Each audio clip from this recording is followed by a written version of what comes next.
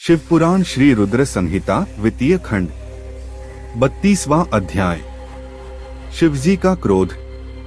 ब्रह्मा जी कहते हैं, नारद, उस आकाशवाणी को सुनकर सभी देवता और मुनि आश्चर्य से इधर उधर देखने लगे। उनके मुंह से एक भी शब्द नहीं निकला। वे अत्यंत भयभीत हो गए। उधर भृगु के मंत्रों से उत्पन्न गणों द्वारा भगाए गए शिवगण, जो कि नष्ट होने से बच गए थे, शिवजी की शरण में चले गए। वहां पहुंचकर उन्होंने प्रभु को हाथ जोड़कर प्रणाम किया और वहां यज्ञ में जो कुछ भी हुआ था उसका और सती के शरीर त्यागने का सारा वृत्तांत उन्हें सुनाया। शिवगण बोले, हे महेश्वर, दक्ष बड़ा ही दुरात्मा और घमंडी है। उसने माता सती का बहुत अपमान किया। वहां उपस्थित देवताओं ने भी उनका आदर सत्कार नहीं किया। उस घमंडी दक्ष ने यज्ञ में आपका भाग भी नहीं दिया। हे प्रभु, दक्ष ने आपके प्रति बुरे शब्द कहे। आपके विषय में ऐसी बातें सुनकर माता क्रोधित हो गईं और उन्होंने पिता की बहुत निंदा की। जब दक्ष ने उनका भी अपमान किया तो वे शांत होकर सोचने लगी। फिर उन्होंने वहां उपस्थित सभी देवताओं और मुनियों को फटकारा जिन्होंने आपका अनादर किया था। उन्होंने कहा कि शिव निंदा सुनकर मैं जीवित नहीं रह सकती। यह कहकर उन्होंने योगाग्नि में जलकर अपना शरीर भस्म कर दिया। यह देखकर बहुत से पार्षदों ने माता के साथ ही अपने शरीर की आहुति दे दी।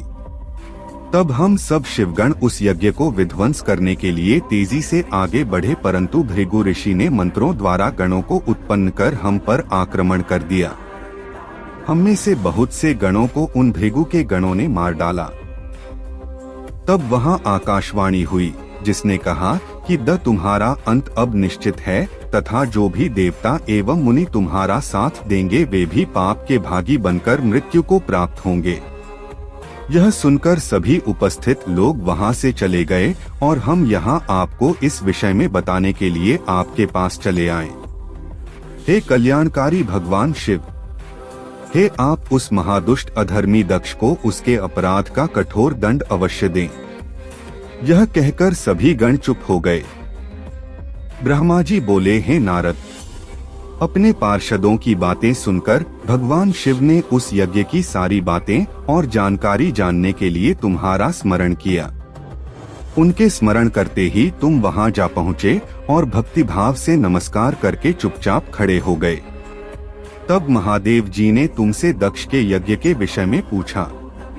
तब तुमने उत्तम भाव से उस यज्ञशाला में जो हुआ था वह सब वृत्तांत उन्हें सुना दिया। सारी बातों से अवगत होते ही भगवान शिव अत्यंत क्रोधित हो गए। पराक्रमी शंकर के क्रोध का कोई अंत न रहा। तब लोक संहारी शंकर ने अपनी जटा का एक बाल उखाड़कर उसे कैलाश पर्वत पर दे मारा। जैसे ही वह बाल जमीन पर गिरा उसके 2 टुकड़े हो गए। उस समय वहां बहुत भयंकर गर्जना हुई। बाल के प्रथम भाग से महापराक्रमी महाबली वीरभद्र प्रकट हुए, जो समस्त शिवगणों में शिरोमणि हैं। उनका शरीर बहुत बड़ा और विशाल था। उनकी 1000 भुजाएं थीं। उस जटा के दूसरे भाग से अत्यंत भयंकर और करोड़ों भूतों से घिरी हुई महाकाली उत्पन्न हुई। उस समय रुद्रदेव के क्रोध पूर्वक सांस लेने से 100 प्रकार के ज्वर और अनेक प्रकार के रोग पैदा हो गए। वे सभी शरीरधारी, क्रूर और भयंकर थे। वे अग्नि के समान तेज से प्रज्वलित थे। तब वीरभद्र और महाकाली ने दोनों हाथ जोड़कर भगवान शिव को प्रणाम किया। वीरभद्र बोले, हे महारुद्र, आपने सोम, सूर्य और अग्नि को अपने तीनों नेत्रों में धारण किया है। हे प्रभु, कृपा कर मुझे आज्ञा दीजिए कि मुझे क्या कार्य करना है। क्या मुझे पृथ्वी के सभी समुद्रों को एक क्षण में सुखाना है या संपूर्ण पर्वतों को पीसकर पल भर में ही मसलकर चूर्ण बनाना है। हे प्रभु, मैं इस ब्रह्मांड को भस्म कर दूं या मुनियों को जला दूं। भगवान, आपका आदेश पाकर मैं समस्त लोकों में उलट पुलट कर सकता हूं।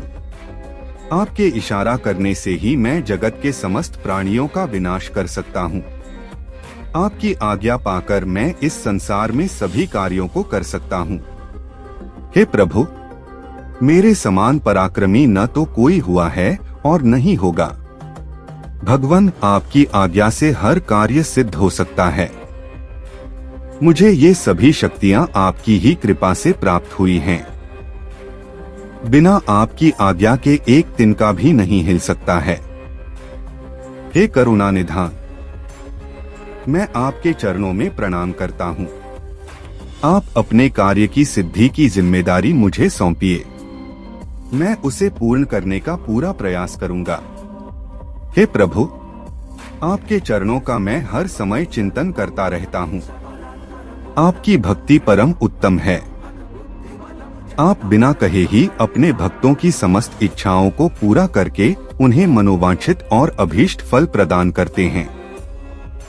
आप भक्त वत्सल हैं। भगवान, मुझे कार्य करने का आदेश दें तथा साथ ही उस कार्य की सफलता का भी आशीर्वाद दें। ब्रह्मा जी बोले, हे मुनिश्रेष्ठ। वीरभद्र के ये वचन सुनकर शिवजी को बहुत संतोष हुआ तथा उन्होंने वीरभद्र को अपना आशीर्वाद प्रदान किया। भगवान शिव बोले, पार्षदों में श्रेष्ठ वीरभद्र, तुम्हारी जय हो। ब्रह्मा जी का पुत्र दक्ष बड़ा ही दुष्ट है। उसे अपने पर बहुत घमंड है। इस समय वह एक बहुत बड़ा यज्ञ कर रहा है। उसने उस यज्ञ में मेरा बहुत अपमान किया है। मेरी पत्नी ने मेरा अपमान होता हुआ देखकर उसी यज्ञ की अग्नि में अपने शरीर को भस्म कर दिया है। अब तुम सपरिवार उस यज्ञ में जाओ। वहां यज्ञशाला में जाकर तुम उस यज्ञ को विनष्ट कर दो। यदि देवता, गंधर्व अथवा कोई अन्य तुम्हारा सामना करे और तुम्हें ललकारे तो तुम उसे वहीं भस्म कर देना। दधीची की दी हुई चेतावनी के बाद भी जो देवतागण वहां यज्ञ में मौजूद हैं, तुम उन्हें भी भस्म कर देना, क्योंकि वे सभी मुझसे बैर रखते हैं। तुम उन सभी को बंधु बांधवों सहित जलाकर भस्म कर देना। वहां कलशों में भरे हुए जल को पी लेना। इस प्रकार वैदिक मर्यादा के पालक भक्तवत्सल करुणा निधान शिव ने क्रोधित होकर वीरभद्र को यज्ञ का विनाश करने का आदेश दिया।